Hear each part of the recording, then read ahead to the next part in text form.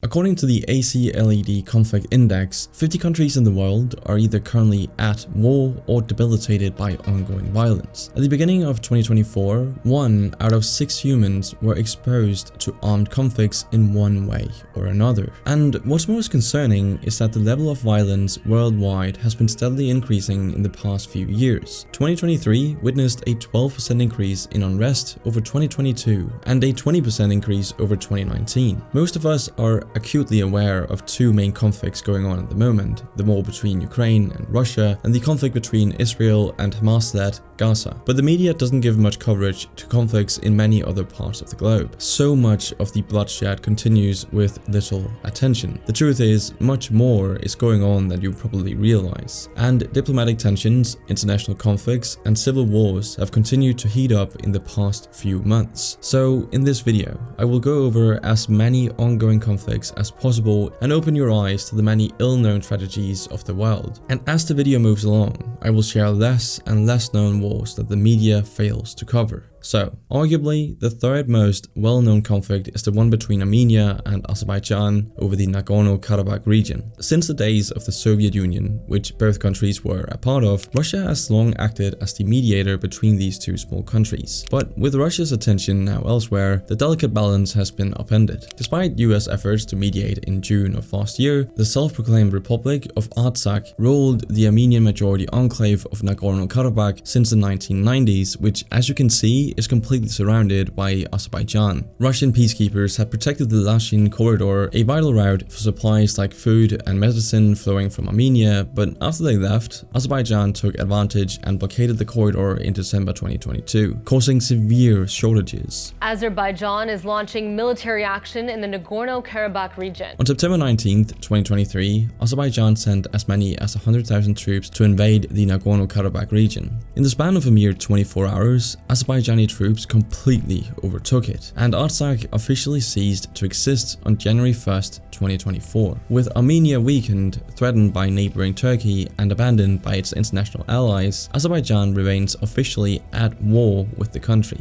Analysts fear that the situation could explode soon, as Azerbaijan is demanding a corridor through Armenia to connect the exclave of Nakhchivan to the rest of the country. However, a little farther to the east lies one of the longest ongoing border disputes in recent history, between the ex-Soviet republics of Tajikistan and Kyrgyzstan. The conflict made news in September 2022 when new casualties along the border drove fears that instability could spiral now that a distracted Russia could no longer mediate the dispute. The conflict continues to claim occasional victims with intermittent skirmishes, but Turkey has stepped in to try and negotiate a border agreement deal between the two countries. Now, let's move to Africa, where regional instability in the eastern part of the Democratic Republic of the Congo threatens to become a regional conflict. Between 2022 and 2023, a dangerous political crisis spilled over the border into neighboring Rwanda. See, over the past decade, ethnic Tutsi rebels in the east of the country formed a rebel military group against the national government. In June 2022, the Congolese government accused neighboring Rwanda of backing the rebels, which was later confirmed true by UN experts. The situation has led to border clashes between the DRC and Rwanda in 2024, and the situation continues to deteriorate rapidly. After Burundi accused Rwanda of actually training rebels of the same Red Tabara movement that tried to overthrow the Burundian government in 2015, many fear the war will spread into the greater East Africa region. Another potential international war could break out between Venezuela and Guyana after Venezuelans voted to claim a huge chunk of Guyana's territory as their own and send troops to the border. War is not always a conflict between two nations. You see, civil wars are happening in all different parts of the world. Yemen has been involved in a brutal civil war since 2014 between the Saudi-backed government coalition and the Iran-backed Houthi rebels. The situation is already dire enough, with as much as 75% of the population left in need of humanitarian aid and close to half of Yemen's population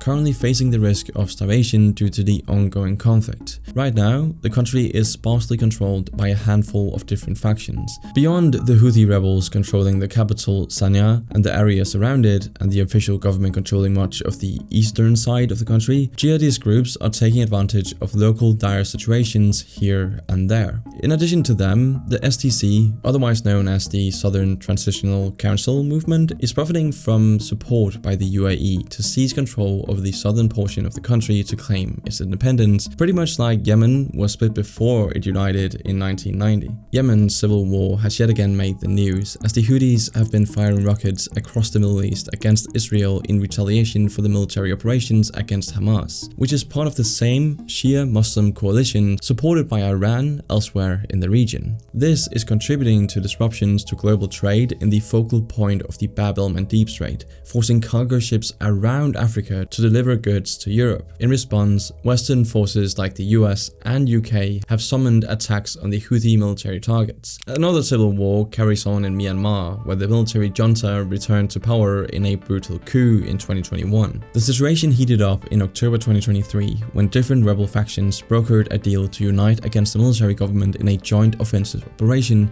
that has now displaced more than 350,000 people from their homes. Moving back to Africa, the small country of Cameroon has also suffered a civil war since 2016, when separatists from the Ambazonia region declared their independence. See, Cameroon was once split into a French and British colony. The result is that the Ambazonia region is English-speaking, while the rest of the country speaks French. This crisis is called the Anglophone War, as the English-speaking minority fights against the wealthier and more powerful Francophone majority. Elsewhere on the continent, Sudan is being torn apart by civil war, where military factions ripped open old wounds when they staged a coup in 2021. The UN is seriously concerned about the stability of the country, as millions of people have been displaced to refugee camps, and growing clashes threaten to spill over into South Sudan, which gained its independence from Sudan in 2011. Perhaps one of the worst situations in Africa is currently in Ethiopia's Tigray region. Already one of the poorest areas of the country, Tigray is scarred by past conflicts that led to the independence of Eritrea in the 1990s. The war with Eritrea left a strong Ethiopian military presence in the Tigray region,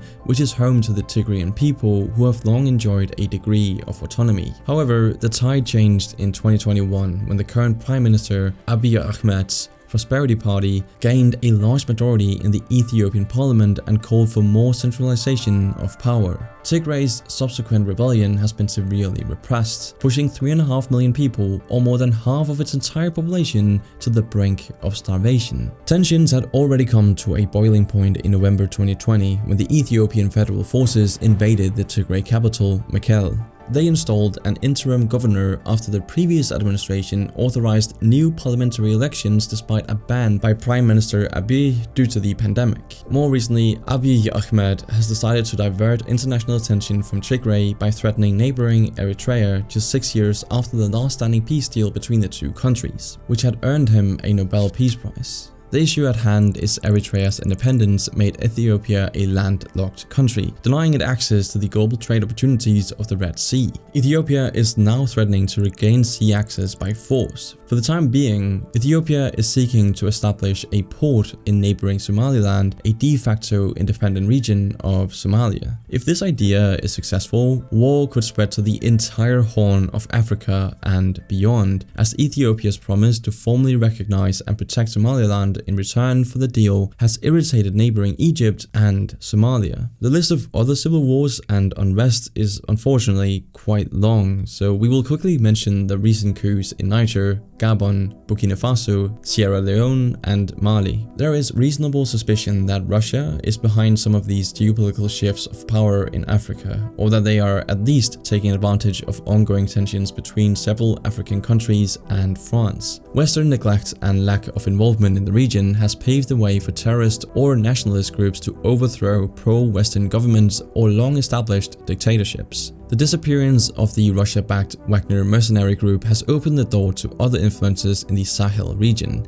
as China expands its presence in the area. Lastly, Central America's affliction of organized crime and cartels is getting out of hand, as conflicts develop into proper civil wars according to many analysts. Honduras has declared war against gangs that are causing unrest on a national level. Haiti's government has lost control over public safety as gang conflicts overwhelm the capital Port-au-Prince, causing more than 5,000 100,000 civilian deaths in 2023 alone. The UN has declared an emergency and will be sending troops to keep the peace. Similarly, Mexico's long-standing problem with drug cartels is reaching a point of no return, which pushed President Joe Biden to temporarily send 1,500 troops to patrol the US border and tackle the resulting migrant crisis. As a result, Mexico has been labeled the 4th most violent country in the world, despite formally not being part of any war. On the other side of the region, drug cartels have been reportedly funding civil unrest and gang movements in Ecuador, effectively crippling the central government's stability and capacity to maintain order in some regions. The one bright spot in the region is El Salvador,